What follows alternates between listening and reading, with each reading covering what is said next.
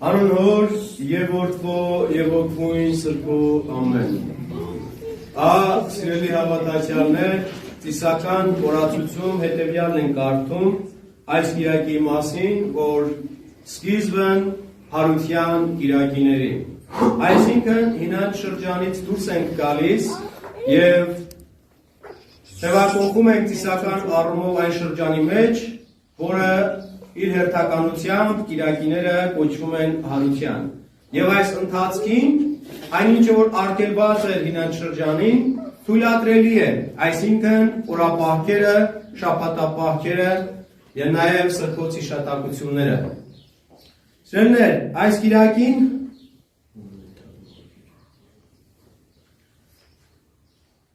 այս կիրակին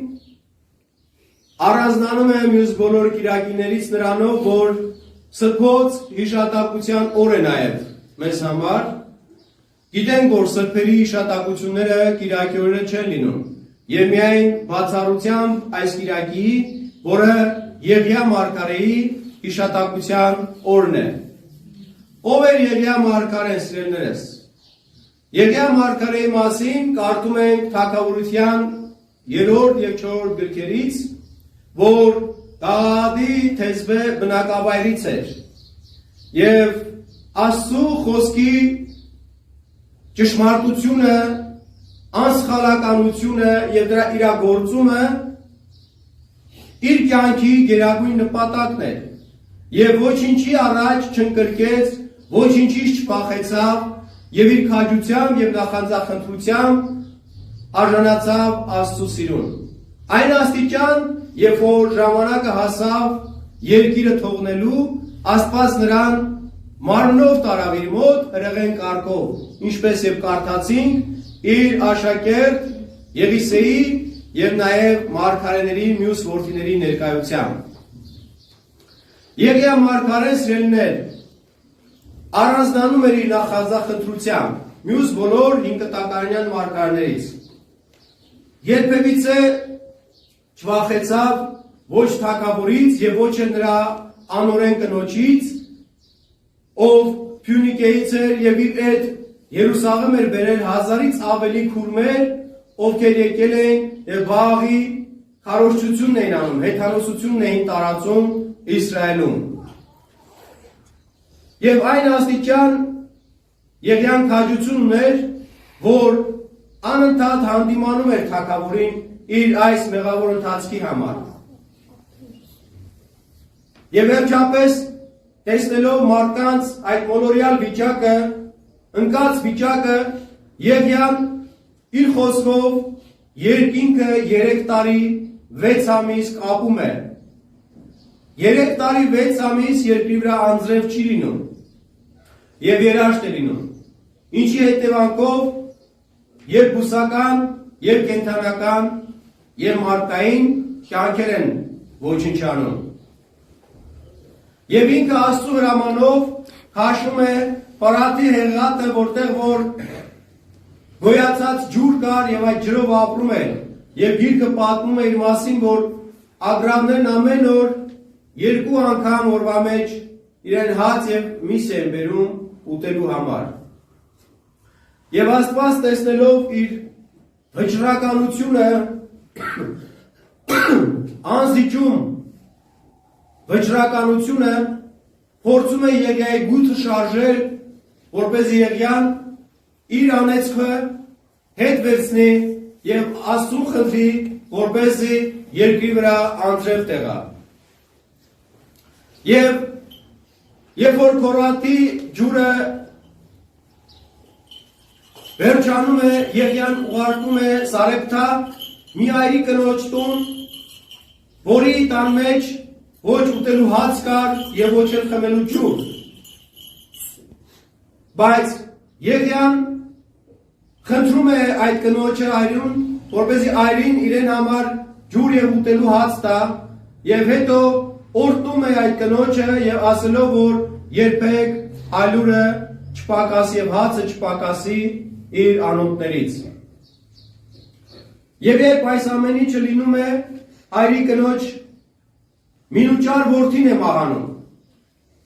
Այնտեղ Սուրբ գրքում շատ գեղեցիկ այսպես սրտաճմլիկ կերպով նկարագրվում է այրու ողբը, թե ինչպես էր արտասվում իր միածին որդու վաղաժամ մահվան պատճառով։ Ասելով, որ ինձ ինչիս է պետք ուտելիքը, ինչիս է պետք այս առատությունը, եթե ես չունեմ իմ միածնին իմ կողքին։ Եվ այս ամեն ինչից Աստված Եղիայի գութը շարժվում է եւ Եղիան Աստծուն խնդրում է, որպեսզի կենթանացնի, ողջացնի այրի կնոջ մահացած որդուն։ Եվ դրանից հետո գնում է Աքաբ թագավորի մոտ եւ պայման կապում, որի հետևանքը տեսնում ենք, թե ինչպես Խորեբ լեռան վրա հավաքվեցին քուրմերը եւ Եղիա մարգարեն եւ այսպես մրցակցության պես մի բան տեղ ունեցավ։ Եվ մեծ հրաշքով, երբ որ Եղիան 3 անգամ առաջ ջրով այսպես թրջած ցախերը, փայտերը, որով դրված են զոհաբերության սեղանի վրա, երկնքից կրակ միջավ եւ այրեց, ժողովուրդը տեսան այդ մեծահրաշ երևույթը, ազդվեցին եւ վերադարձան իրենց հավատքին։ Եվ հետո Եղիայի հրամանով սպանեցին բոլոր հեթանոս քուրմերին։ Սակայն հեթանոս թագուհին չկարողացավ սաներել Եղիային։ Եվ մարդ ուղարկեց Եղիայի մոտ բանագնաց եւ ասեց, որ պիտի չարաչար հալածի եւ սպանի նրան։ Այդ իսկ պատճառով Եղիան քաշվեց Սինալեռը եւ իր կյանքը անցկացրեց մի քարայրում։ Եվ իր կյանքի վերջին իր աշակերտ Եղիսեի ներկայությամբ հրեղեն կարգով տարվեց երկինք։ Եվ մինչ որ երկինքը բարձրանար Եղիան, իր աշակերտի Եղիսեի խնդրանքով իր հոգու կրկնապատիկ այսպես շնորհների կրկնապատիկը տվեց իր աշակերտին։ Իր թիկնոցը նրան տալով իշխանություն տվեց, որպեսզի ինքն էլ զորավոր մեծ գործեր կարողանա անել։ Սիրելիներ, Եղիա մարգարեն համեմատվում է եւ Քրիստոս Հիսուսի կողմից նույնականացվում է Հովհաննես Մկրտչի հետ, ով գիտենք, որ իր քաջությամբ աչքերը ընկնում եւ առանձնանում, եւ իր ճշմարտախոսությունը ոչ մի ձև չէր կաշկանդվում։ Անգամ թագավորի պարագային, երբ որ հանդիմանեց նրան իր եղբոր կնոջ հետ ամուսնանալու համար, որը օրինավոր չէր անել թագավորին։ Քանի որ գիտենք հրեական օրենքով, եթե եղբայրներից մեկը մահանում էր եւ նրա ժառանգ չէր ունենում, մյուս եղբայրը պիտի ամուսնանար կնոջ հետ, մահացած եղբորայրու հետ, որպեսզի ժառանգ պարգևեր։ Բայց Հերովդեսի եղբայրը, որ մահացել էր, ժառանգ ուներ, Հերովդյան աղջիկ ուներ Հերովդեսի եղբորից, հետևաբար օրինավոր չէր նման ամուսնությունը։ Եվ երկուսն էլ չվախեցան մոլագար թագավորներից, երկուսն էլ քաջությամբ կանգնեցին եւ ճշմարտությունը իրենց ճակատին ասեցին։ Այնպես ինչպես որ մեր պատմության մեջ շատ հաճախակի ունենում ենք դրվագներ մեր հայրերի կողմից, ովքեր որ անօրեն իշխաններին եւ անօրեն թագավորներին հանդիմանում են իրենց անօրենությունների համար։ Ժամանակն է, սիրելիներս, որպեսզի մենք էլ Եղիա մարգարեի քաջությամբ ճշմարտախոս լինենք, չվախենանք ոչ իշխանություններից, ոչ բանտարկություններից, ոչ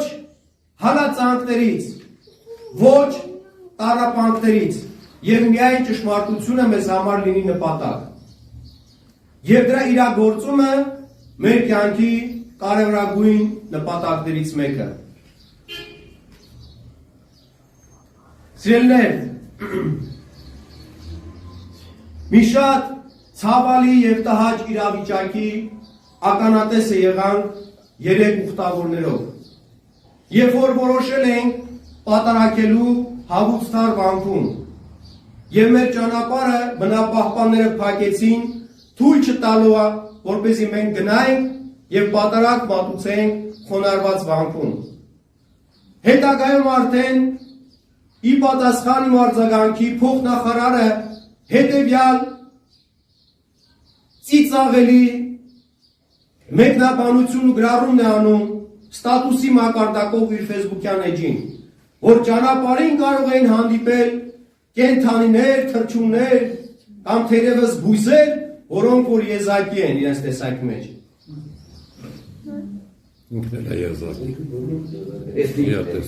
Այսինքն դուրս է գալիս այն, որ մեր հայրերը երբ որ ժամանակին վանք էին հաստատում 11-ից 13-րդ դարերի վանք է, երբ որ հաստատվում էին Հաղուստառում, Խոսրովի անտառում, իրանք հաշվի չէին առել այնտեղի ռուսական եւ կենթանական աշխարհի առանձնահատկությունները։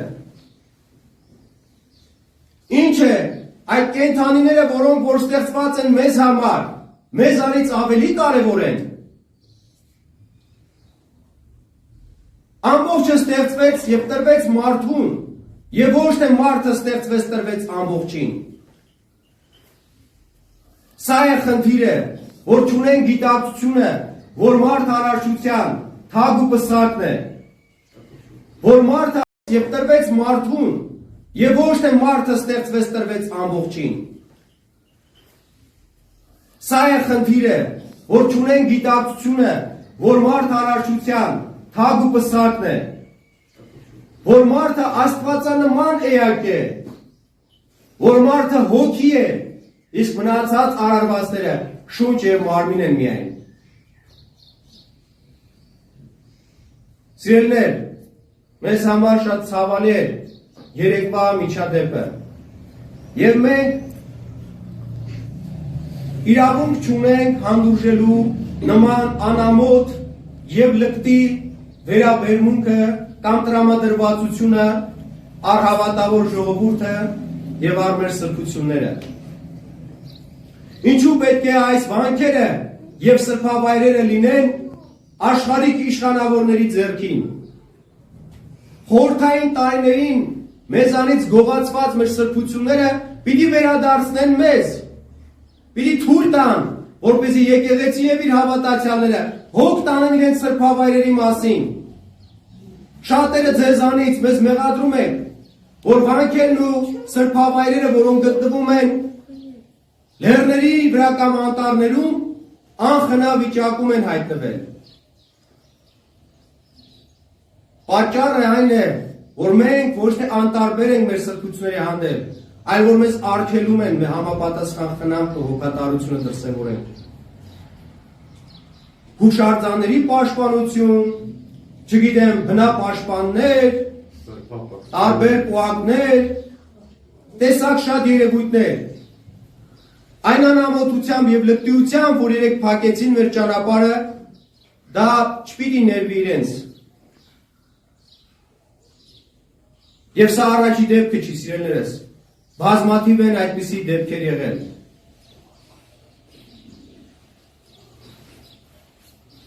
Սիրելիք, ժամանակն է այո, որպեսզի մենք երգայի քաջություն ունենանք, ճշմարտությունը բարձրաձայնելու, խոսելու քաջություն ունենանք, չվախենալով ոչ մի հալածանքից։ Եվ առաջի քայլը թող սա լինի,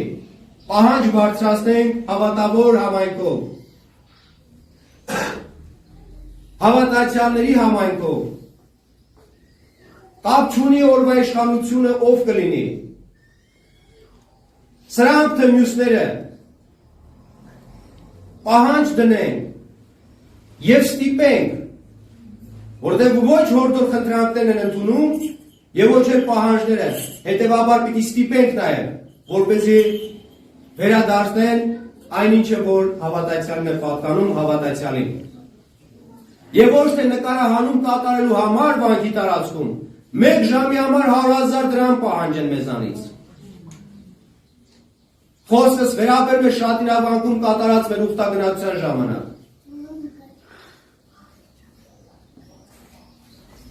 Դեպքերը շատ են, սիրելիներս։ Երբևիցե չենք ուզել շահարկել նման թեմաները, որպեսզի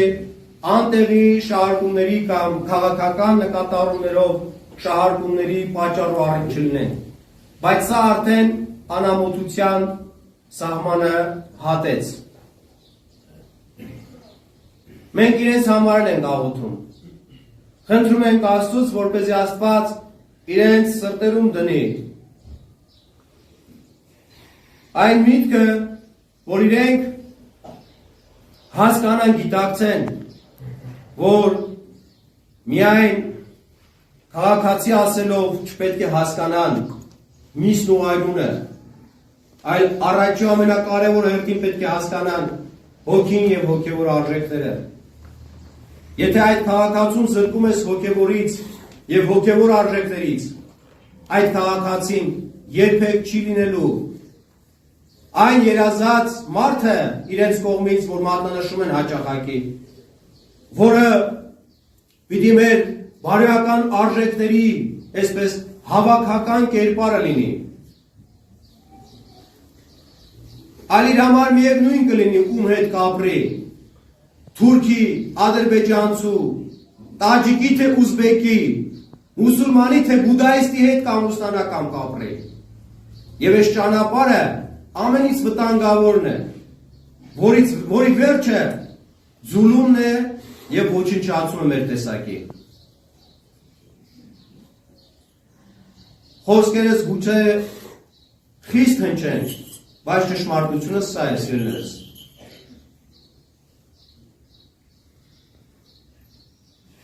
Մենք որպես քրիստոնյաներ նման երևույթներ հանդուրժելու տեղ չունենք։ Սա անձերին չի վերաբերում, սա ինչ որ փոքրիկ խմբակների շահեր չի, որ մենք պաշտպանում ենք, այլ սա ազգային շահն է, մեր քրիստոնեական ազգային շահն է, որին պարտավոր ենք յուրաքանչյուրս ձեռնամուխ դնելու։ Սիրելիներ, թող Եղիա մարգարեի շունչը մեր վրա լինի, թող կրկնակի եւ եռակի ձևով լինի, ինչպես որ Ելիսեի պարագային է։ Թող Եղիա մարգարեն, ինչպես որ Հովհաննես Մկրտչով նույնականացվեց, այսօր էլ մեր մեջից լինեն մարդիկ, որոնց միջոցով պետք է նույնականացվեն։ Սիրելիներս, խոսքիս ավարտին խնդրանք բոլորիդ, աղոթեք մեր Տեր Հայկի համար,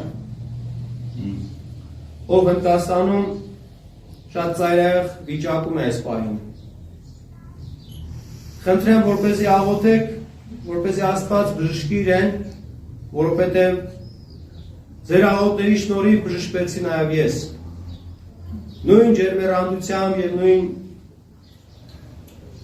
սրտով աղոթենք նաև մեր սիրելի Տերոր համար, որպեսզի Աստված իրեն էլ բժշկի։ Խնդրենք, որպեսզի իր ծառային հնարավորություն տա իր սպասավորությունը հոգևոր անդաստանում իրականացնելու համար։ Աղոթենք նաև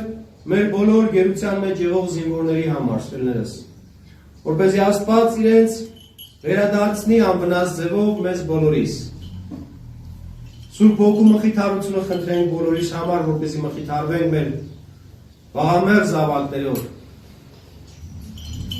Իրենց նահատակության, իրենց զոհաբերության, ինքնազոհության պատճառով մեզ հասված մեծ վերքերով, վերքերից մխիթարվենք եւ ապաքինվենք։ Սիրելիներ, եւս մեկ հայտարարություն անենք, որ ամսի 1-ին գիտենք, որ մանուկների պաշտպանության միջազգային տոնն է, օրն է եւ տարբեր միջոցառումներ են կազմակերպում։ Մեր եկեղեցում եւս պետք է օրհնության կարգ կազմակերպենք երեխաների համար, մանուկների համար եւ փոքրիկ միջոցառում իրենց ուրախացնելու համար, խաղերի եւ ուրիշ միջոցառումների տեսքով։ Դուք էլ կարող եք ձեր փոքրիկներին բերել եւ խորագիրը մենք պաշտպանված ենք Աստծով հետեւյալն է լինելու։ Ժամը 6-ին է լինելու միջոցառումը, բայց 5-ին ժամերգությունից հետո, այսինքն 5-ից ամենաուշեստեղ եղեք, որպեսզի օրհնության կարգ անենք մանուկների համար։ Նաև հաջորդ ուխտագնացության համար հայտարարենք, որ մեկնելու ենք Ջուխտակվանք Սուրբ Գրիգոր Լուսավորչի անունը գրող վանքում պատարակ մատուցելու մուտնի վիրապն երկնի վիրապն ներողություն Գրիգոր Լուսավորչի երկնի վիրապն տոնին ընդառաջ եւ խնդրենք այդ օրը նույնպես մեր հավատքի հոր Գրիգոր Լուսավորչի բարեփոխությունը որպեսզի Աստված իր ողորմության շնորհը առատանի մեր ազգի եւ մեր զավակների վրա եւ այսօր էլ մեր աղոթներով խնդրենք Եղիա Մարգարեից իր բարեխոսությունը Տիրոջ առաջ որպեսզի մեզ այս վիճակից դուրս անի Աստված իր ողորմությամբ եւ մեզ վերադարձնի մեր այն բոլոր իրավունքներն ու սրբություններին աշտելու հնարավորությունները որ ունեցել ենք ի սկզբանե Աստված օրհնեցես Հայր Աստծո ողորմությունը մեր Տեր Հիսուս Քրիստոսի սերը եւ Սուրբ Հոգու շնորհը ամենից այլ եւ միշտ եւ հավիտյանս հավիտենից